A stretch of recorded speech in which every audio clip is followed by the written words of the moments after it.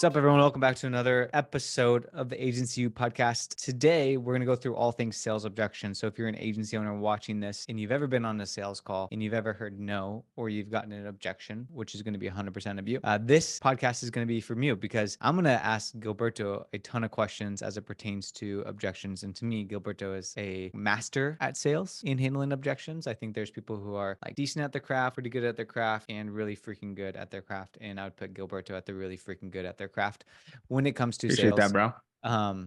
And just like handling objections. I mean, you can just like see it. You can tell that you've studied the game a lot. And I think it goes to show in the fruit of the business that you've been able to produce and other salespeople that you've been able to produce as well. So I'm super pumped for today. I'm super pumped to ask you some questions and ultimately add some value to people listening as it pertains to sales stuff. So welcome. Yeah, I'm pretty pumped for it too. I love sales and marketing. Anything, sales related, where we can go like hours chatting about it. 100%. Why don't you just kind of like kick us, like maybe I think it'd be interesting to hear your journey from like a sales perspective. Like how did you get so good at sales? Like what did you study? Like what got you to actually becoming like what I said, that expert? I think it was just like from the beginning of like my agency journey, like flashback to like 2018. I would say like the only skill I really had down was like appointment setting and like running Facebook ads. Those are probably like the two skill sets I had. So I was able to get like appointments really like quickly. Like I got my first client in like 2 weeks of like leaving my job. That was all just from like messaging a bunch of people on like LinkedIn and setting appointments. But then like the next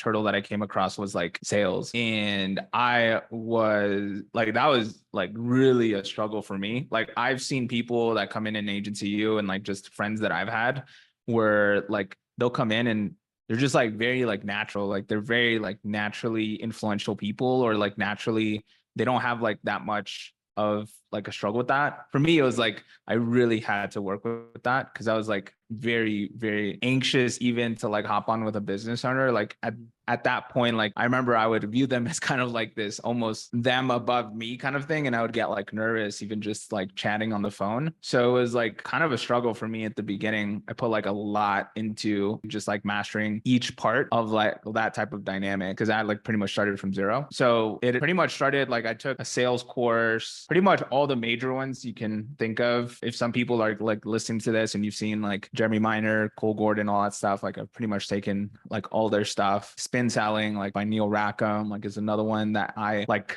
for sure swear by. Like that one's such a good book when it comes to sales. So a lot of that was just like all the stuff, all the reps that I've taken was just like looking at what works for me, like what works for like industry. Cause like once you do so many reps, you start to like really like understand like what moves people, the sales dynamic, what things need to happen in order for like this person to close. So I would say it's just like a product of like a lot of studying people, like listening to like good sales calls, and then just a lot of repetitions, like a lot. I would say probably now I'm at like, I don't know, probably with agency U calls, like definitely above like maybe 1,200, I would say, like getting close to there. 1,200 sales calls taken like 6 years, So like around there. calls like an hour. That's 1,200 hours. Yeah, like 1,200 hours. Divide that by 24. That's not including like the days. like time studying and all that kind of stuff. Yeah, it's a lot of time like dedicated to it. No doubt, and it shows. So I think that's a huge like takeaway if I'm listening to this and I'm like wanting to improve my agency. It's like you have to learn how to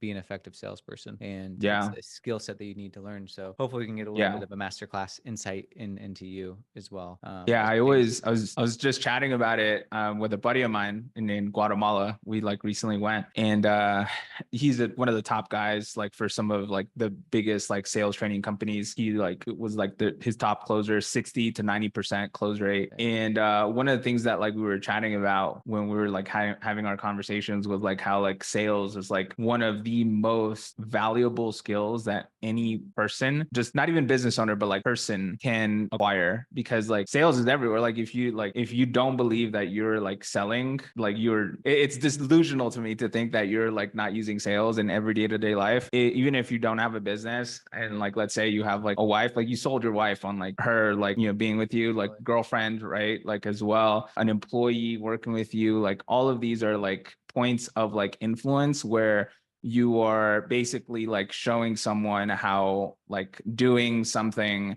is a good idea and will be beneficial to them. So it's all of these, I would say out of all like these skill sets, sales would be like number one. The one skill set that both me and him like kind of agreed, it's like if you learn that, you never will worry about money. Like you'll never go broke because you can drop me anywhere. And like as long as I have access to like internet, I can go in there and like, you know, sell a service to someone, right? Facebook ads or whatever it might be. So I would definitely say if you're like at any point in your agency journey, whether you're just starting or like, let's say you already have like a killer business, but it's mostly like referrals, word of mouth. If you latch onto like your current skill set, the ability to sell, I mean, that alone is like 7 figures right there. I think a lot of people get hung up on like, oh, I need to have the best camera equipment or the best set or the coolest camera or whatever it could be, or need to just refine my lead gen strategy. But it's like, if you can't sell anybody on what you're actually doing for them, kind Yeah. of mute, and it kind of cancels everything out. So 100%. Yeah. Yeah. All those stuff is like all the logistical stuff doesn't really matter. Like I would, No. I tell people all the time, it's like my first 5, probably more than that clients, like 5 or 6 clients was like me selling someone that where I had no website, literally no website, no testimonials, and like, yeah, no testimonials, no track record whatsoever. Yeah. Like even now, like I'm like, how did like,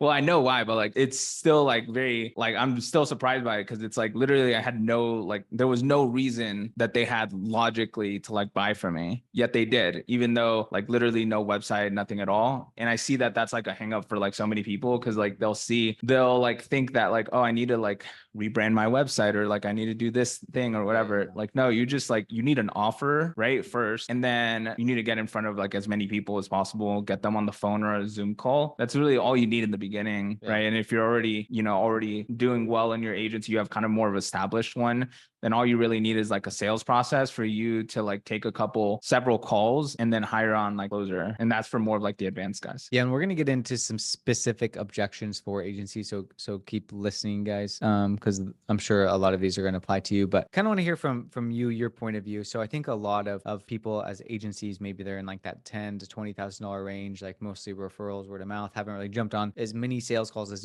you had, or potentially even consumed sales material like what you have. And when they start to take sales calls from somebody that's a stranger, for example, maybe a lead came from an ad or outbound email or outbound LinkedIn or whatever it could be, and they jump on the call, all of a sudden they start to get these questions that these referrals or that these people that somebody like a word of mouth or whatever, that they don't know how to answer their objections, right? And they kind of tense up or they get a little bit nervous because they fear of, I don't know, being like salesy or being like a little bit harsh on a sales call or like trying to like close too hard. Like what would you say to that agency that's listening right now who's starting to talk to more strangers but feeling like tense on a call and feeling like they're not wanting to be that used car salesman kind of vibe? Yeah, I would say like the main thing, there's like basically the techniques and tactics of like what needs to happen on a sales call. And then there's kind of like the mindset behind it, because like a lot of people have like a very like a perception of sales that is really just like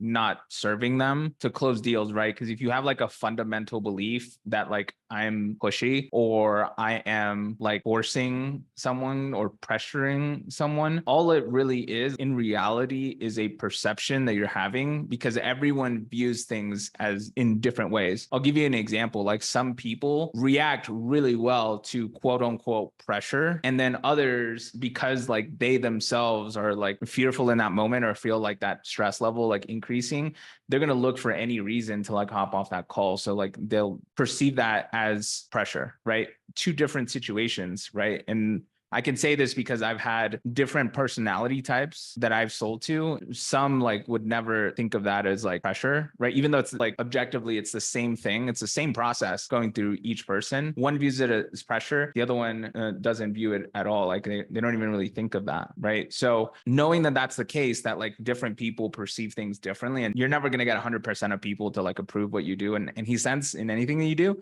So really then what does that leave you with? Like you have to be okay with yourself or like your process, make sure that it's like a good process that's proven to work, like a framework. And as long as you have that process, dedicate yourself to the process, not to the outcome. Cause I think that's like the biggest mistake people will have is like too much attachment to like the outcome. And it's easier said than done. Like even now, like I feel like, you know, sometimes there's this like very delicate balance of like playing like between attachment and not, cause like there has to be some level of attachment, because you have to like actually like want to like enroll this person, right? And that's a form of attachment. But you also need to have like this detachment of like whether they sign up or not, like doesn't matter, right? So it's a very like delicate balance. Like the best closers can like lay like right in between. So for like the person out there that's in that situation, like number one, I would say like get a framework, some sort of training, so that you have like a pathway that you can follow that's been proven to work. And then the second thing is dedicate yourself to like the process rather than the outcome. And then the last thing for me, at least the way that I view it, is like it's really just a perception. It's kind of like almost like self-judgment based off of like things that people have seen from like movies and things like that have given us like this perception of what sales is. So if you unlearn that, if you just like kind of just drop that, you will like just that alone will put you in a much better position to actually close deals. Because again, you can't close deals if you like have a fundamental belief that sales is bad, that like I don't want to be pushy, I don't want to like whatever people have in their heads. That alone will be the reason why people don't close sales. So what I hear you saying is like going at the sales call. So if I'm an agency listening and I'm jumping on a sales call, thinking less about, oh my gosh, I need to close this person, or this is like a deal, I better like ask the perfect questions and be so sharp, all that sort of stuff, and more so identify what your process is and then go at it and just stick to your process as you're going through it and treat it as such, rather than this event that is like such this huge deal that puts a lot of pressure on yourself and then kind of get flustered and all that sort of stuff. Yeah, it's that, and like basically like keeping your pipeline full. Like that's why client acquisition is like super important. Like the ability to like generate opportunities is just as important as closing, the ability to close opportunities. Cause like if you have opportunities laid up for you, then there's not like this whole thing built up over like a need to close this person. Cause you have 4 more, right? Like even when it was just me closing in my agency and I was like setting and closing my own appointments, or if it was just when I had a setter and it was just me closing appointments, I would have like 5 to 6 opportunities. 3 of those would show. So I'd have like 3 opportunities every single day. So I didn't really like, the way that I viewed it is like, this person needs me, then I need them, which is true for any agency owner out there. Like there are plenty of real estate agents, there are plenty of med spas, there are plenty of business owners, but there are so few people that are like skilled at, let's say, marketing or video, right? So what is actually true is like, they need you more than you need them, especially if you can generate your own opportunities, right? Like you don't need them. You have like 5 more people that you're talking to later that week, just like them. Yeah, the mindset will stem from what is your pipeline? Because if you have 1 sales call a week and you're counting the sale of that 1 sales call and you're banking all of this pressure on that 1 sales call, and then when it doesn't close, you all of a sudden are losing confidence and all that sort of stuff. It's like, go figure. You're not going to be able to crush it on a sales call when you have 1 a week. So that's a good point on keeping the pipeline full. Yeah. To downward spiral. I also see like a lot of like the common mistakes that people do is, well, like number one, like I said, not having like the client acquisition in place. I would say like the other one would be like not really identifying the problem of the prospect. And I say this just because it's more of like, for me, reviewing calls from like agency owners. And like, I would say number one thing that I see across the board when someone's like hopping on to getting more consistent with sales calls is like not properly identifying what is the problem, right? A lot of it is just like them kind of hopping on and like just kind of either blurting out kind of like, hey, this is what we can do. Or the other one would be just kind of like asking surface level, kind of like situational questions of like, hey, what are you doing right now for your marketing? Or what are you kind of doing now for your social media? But they don't really dive into like, what is the actual bottleneck? What is the problem? Right. So that would be like consistently like problem number one. Once people kind of like get past that, the next thing that they encounter is that this is mostly at the end of the call, that they don't go in and ask for the sale. It's pretty like consistently like asking for the sale it's such a small thing, but it makes such a difference, because at the end of the call, when I used to struggle with this, I would see like you would kind of have this awkward moment at the end where it's like, all right, well, send me an email and then, we'll go ahead and get started. Something like that. Cause they like, the prospects don't know what, you're the leader of the call, right? So you have to lead and basically like show them what the process is. So a lot of people like are maybe afraid to go for the sale, right? So afraid to go for the sale, they just forget to ask for it because there's a lot of things going on. And then the final one is just kind of not going deep enough. Like think about it is kind of the most common thing, but it really is just a smokescreen, right? Like it's not actually like an objection. It's kind of like a surface level thing, that the real objection is below think about it. Yeah. Yeah. Right. So that's, I would say, the top three, like especially the think about it one, simply going like a level deeper is at least a direction forward, right? If you're currently have taken sales calls before and like you've left the prospect at the end of the call with like, let me think about it, without going any further, you can pretty much bet they're gonna ghost you. Totally. So yeah, I would say if you take anything from this call, like to the listeners out there, like don't leave with a need to think about it. Like Yeah. go deeper. Yeah, I think this is a good segue into maybe doing some scenarios and going through some objections that these agencies that are listening probably hear and don't know what to do. And one thing that just from like learning from you that you always say, it's like what you just said, like every objection is simply like a smokescreen.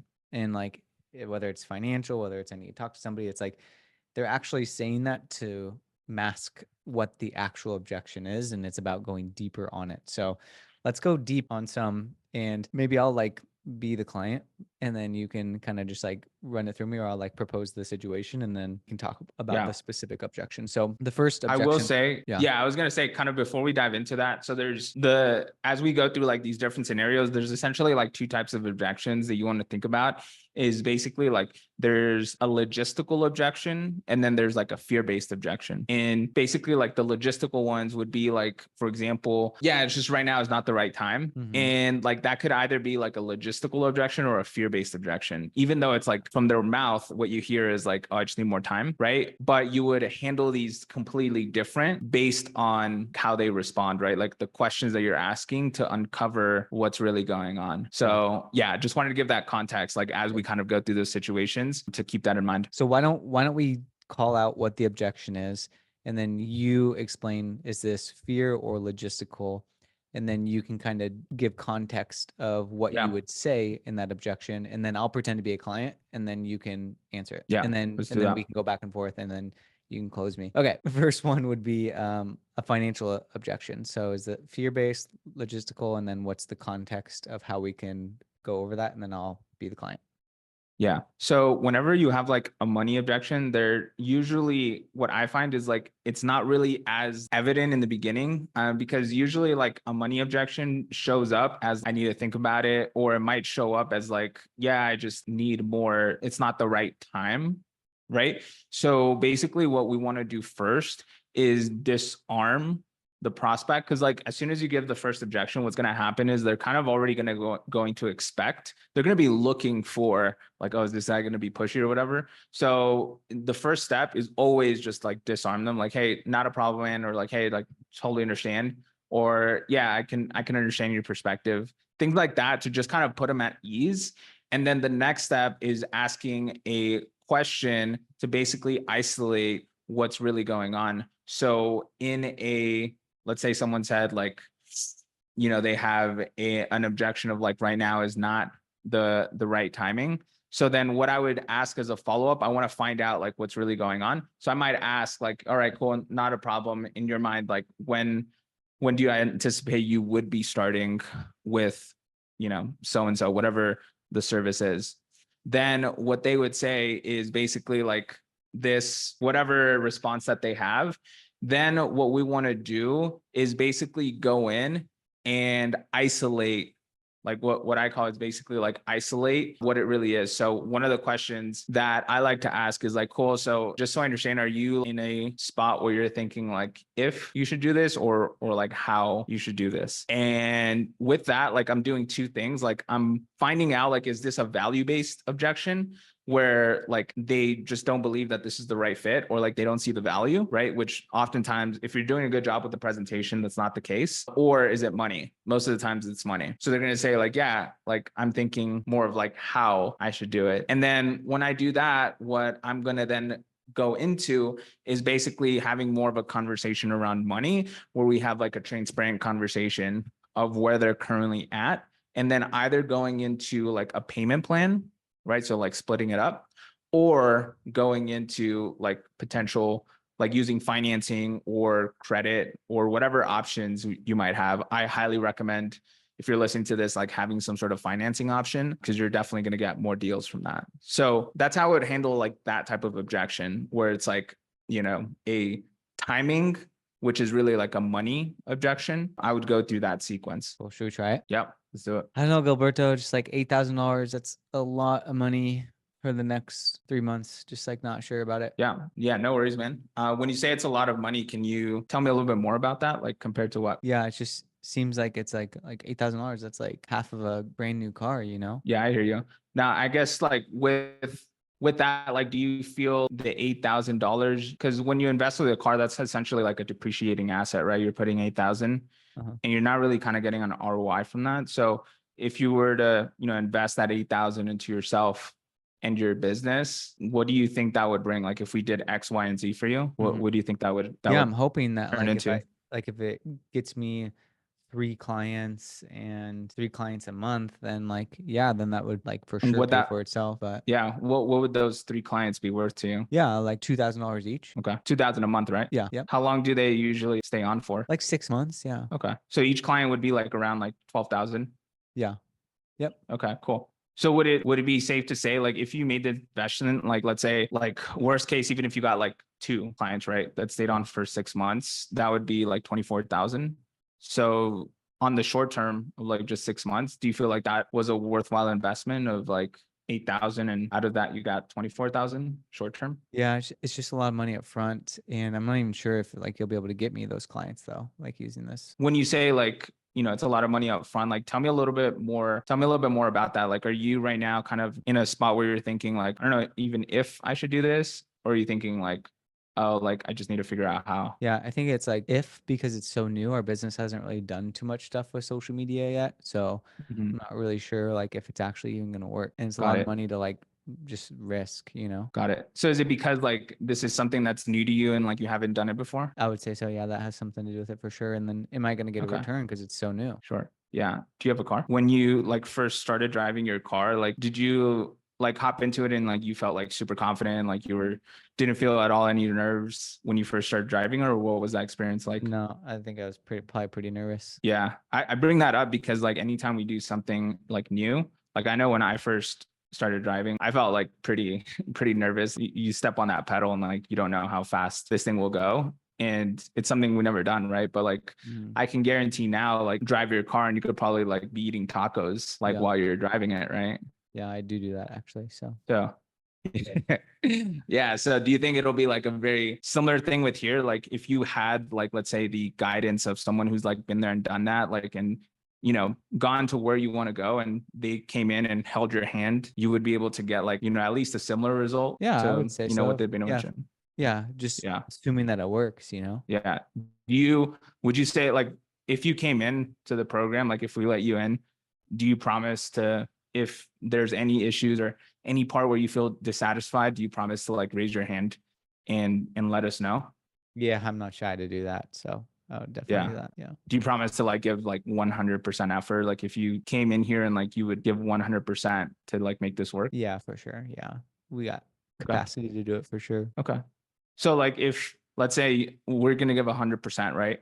And if there's any issues at all and you're going to raise your hand and you're going to let us know, where do you see that this might not work for you, right? Because you're going to let us know if anything's not going right and we're going to help you with it. And you're also going to give it 100% effort. Yeah. Just feels risky. It's just like a lot of money up front. That's the only thing. Yeah. So I guess tell me kind of where you're at financially. Like what does that look like right now? I mean, Tell me a little bit more about that. We got 5 employees. Like we're trying to make payroll, keep our sales going, all that sort of stuff. Like the intention is of this, like it would make us more money, but it's risky where we're at right now. Yeah, got it. So when you say it's risky, it's basically like what I hear you saying is like, I like don't want to put like a lot up front because then in doing that, like, what if it doesn't work, all that kind of stuff. So is that kind of where you're at right now? Yeah. Okay. So like say if we could split this up for you and just make it a lot more manageable so that you could, finally do X, Y, and Z, like how you and I talked about, would we be moving forward here today? Totally. Yeah. That sounds awesome. That sounds like a fair deal. Okay. And so at this point here, like it's basically what I did there is like once I get the commitment, it's very rare that they will like not move forward.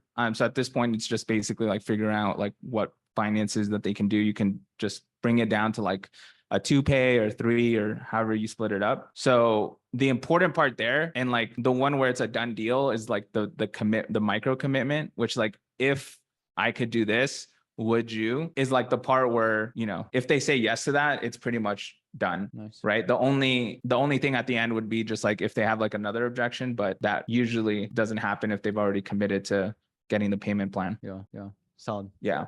Is there another common one that we could role play? Whether it's like the partner, Um, time, got to think about it. Because I kind of hit like yeah, 5 different objections in that one, or like 3, I guess. yeah, there was quite a bit Yeah, on there. which is good. I think the partner one, that one comes up because time is usually like related to money. If it's a fear-based objection, and then if it's a logistical objection, then usually what we do is like we'll either like get a deposit in or we'll get half down, and then we'll basically have them start like it's in 2 weeks or whatever, or handle any fear-based objection that's still in there. So a lot of money and time is like very closely related. I think that's a nugget but right there. partner, Just to echo like the deposit thing. We've Yeah. had like Danny inside of Agency U, he was struggling with this a lot, where it's like, oh, time is not right, because he works with people in construction, and oftentimes like they're so busy and they don't have time to do that. And then we're like, bro, like start getting deposits for these people who are giving you the time objection. And then he started collecting deposits and he started closing more deals as a result. So I think Yeah. that is something that is like not a lot of agencies are even like considering, is just having a payment link for a Absolutely. deposit and just having that ready to go,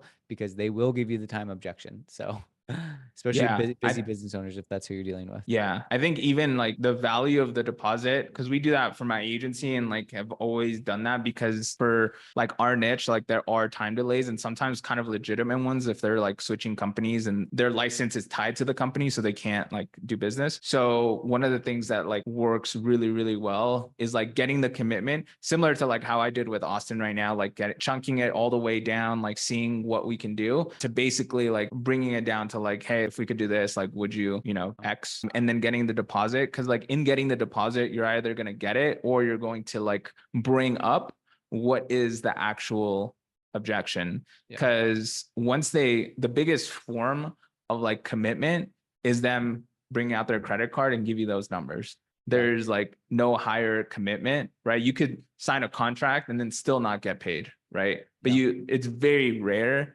that someone will pay and then like not sign the contract. So I would say, why don't we do one more thing actually with the time that we have left? Because we talked about all the good things, like everything that you should do. At what point do I stop with asking all these questions to get over objections? Like at what point do we just like say, okay, the sale just like legitimately isn't going to happen, or this is just like not an ideal fit, or maybe I should move on from trying to close this person, even though they on paper could be a fit? Like, what does that look like for you? Yeah, I think most people don't come close to that a lot of the times, because most people are like hesitant to like even dive in deeper on that first objection. So I would say like the way that I think about it is like you're kind of like looping, and it's like a term from Jordan Belfort from like Straight Line Persuasion, one of the sales trainings he has. And like when you think about like what is looping, it's basically like you're kind of going through like a circle of like you're going in there, like acknowledging and disarming them, going in and then like isolating the true objection, then overcoming it, and then basically asking for the sale again. And you're kind of going through that like several times. There's not really kind of like a set amount, but if you're like within 3 to 6, 6 being kind of the top of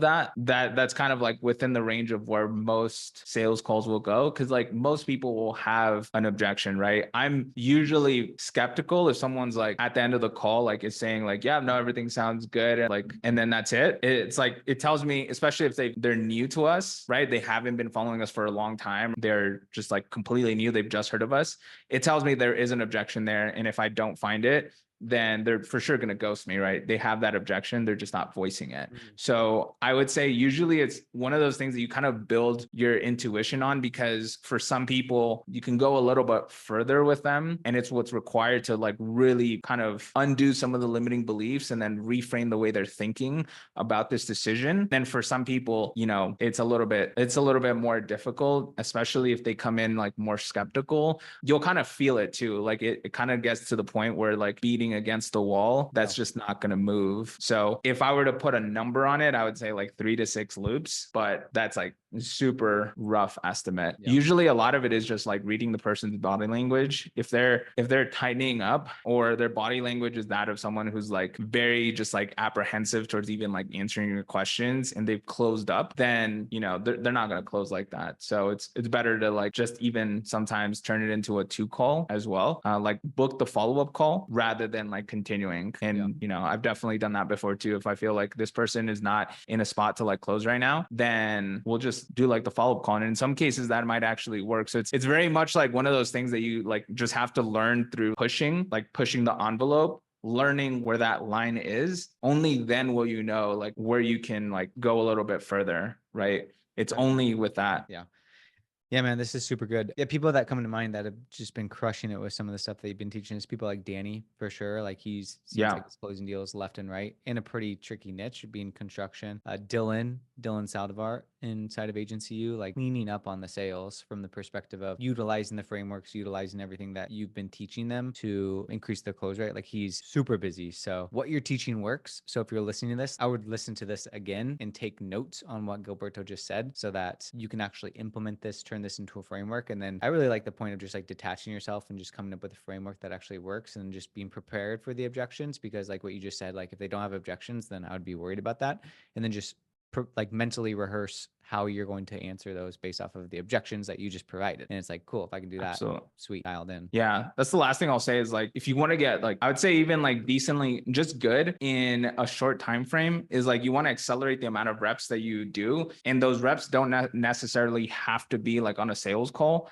Those reps could just be like you rehearsing, looking at like what the situation was that didn't close, and then rehearsing that mentally. I've done that millions, well, not millions, but like many, many, many times, of going in and just seeing like, man, like, all right, I didn't close this person. And then mentally rehearsing what I would have said. And to your mind, right, like it's pretty much the same, right? Because they've done this study of like two like different groups of people that went in there and took like shots, like basketball shots. And it was actually the group that just only mentally rehearsed taking basketball shots that actually improved their performance, rather than the ones that did it physically. So if we take that same principle, a lot of what you saw here, like use those same sequences and like apply it to sales situations that you've had, so that next time your mind will just like, you'll kind of just like already know, the words will just come out, right? In our role play, like I didn't really think too much about like what I was going to say intensively. It almost just came out like saying like where I live, like saying the address, right? You don't think about that. Dope, man. Anything else that would be helpful as we end the pod? No, I would say like biggest things, like I said, the reps, using like putting conscious time into like learning sales as a skill set, especially if your goal is to go past like just a one-man show or just a freelancer. It is one of those like skill sets that any like really great business owner has, like the ability to influence, because it's a really a valuable skill. And yeah, it's completely changed my life. So I will, yeah, definitely, that's the hill I'll die on. Learn sales. It's going to change your life. Love it. All right, guys, thanks so much for listening or watching. If you haven't already, be sure to join our school group, school.com/agencyu. There's more sales training from Gilberto, and you can learn more on what we even talked about. And then make sure when you say referral, you came from the pod, so we know where you came from. Be sure to subscribe on our YouTube. We have 2 channels. Follow us both on Instagram, and we'll see you on the next one. Thanks for listening, guys.